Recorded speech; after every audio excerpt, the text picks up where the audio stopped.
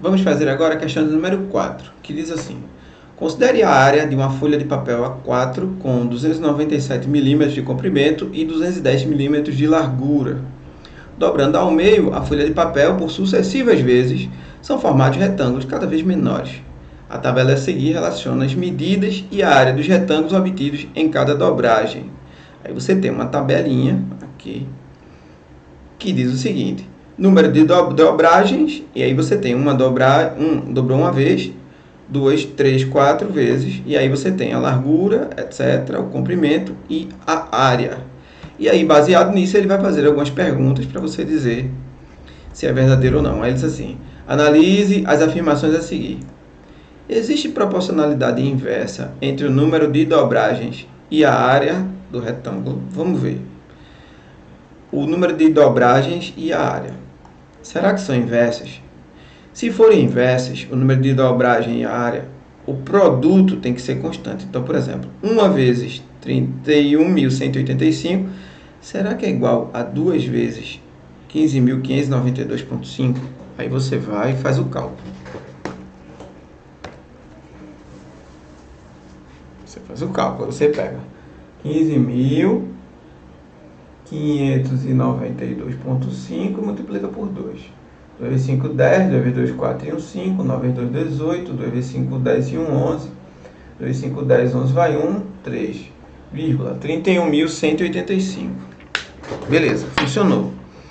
Mas será que vai funcionar para todos eles? Será que vezes 3 também dá e vezes 4 também dá? Se der, é porque é verdadeiro. Mas quando você multiplica aqui por 3, você já vê que não dá 31.185. Por quê? Porque 3 vezes 0,25 vai sobrar aqui 0,75. Então não dá inteiro. Como não dá inteiro, então é falso, porque deveria ser verdadeiro para todos eles. Tá certo? Esse vezes esse igual a esse vezes esse deu certo. Mas esse vezes esse não deu 31.185. Vamos para mais uma. Então o item 1 é falso. A relação de dependência entre as variáveis número de dobragens e a área do retângulo pode ser expressa como uma função linear?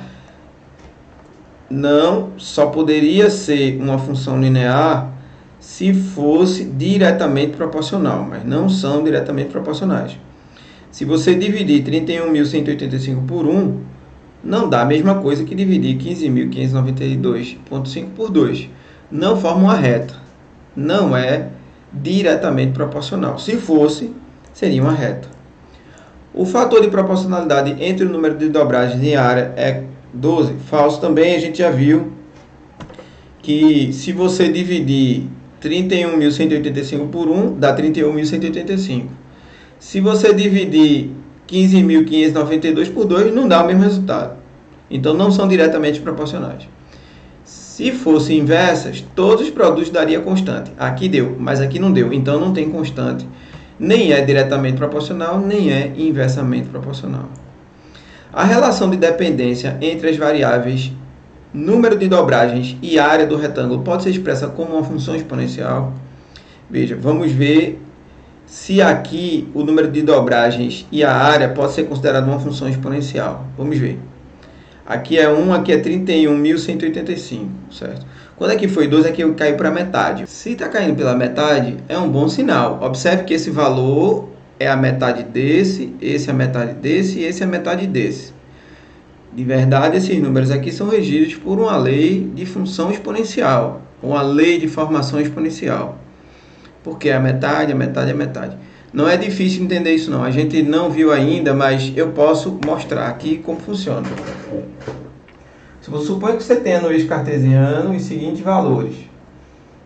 O valor inicial aqui de 100, depois que você, sei lá, depois que passa 1 hora, 50, se fosse o tempo e massa, sei lá, de um elemento radioativo, por exemplo, depois de 2 horas, passou a ser 25. O que eu estou dizendo é assim, suponha a seguinte situação. No tempo zero, você tem um elemento radioativo com uma massa de 100 gramas, por exemplo. Depois de 1 hora, devido ao decaimento radioativo, ele passou a ter 50 gramas.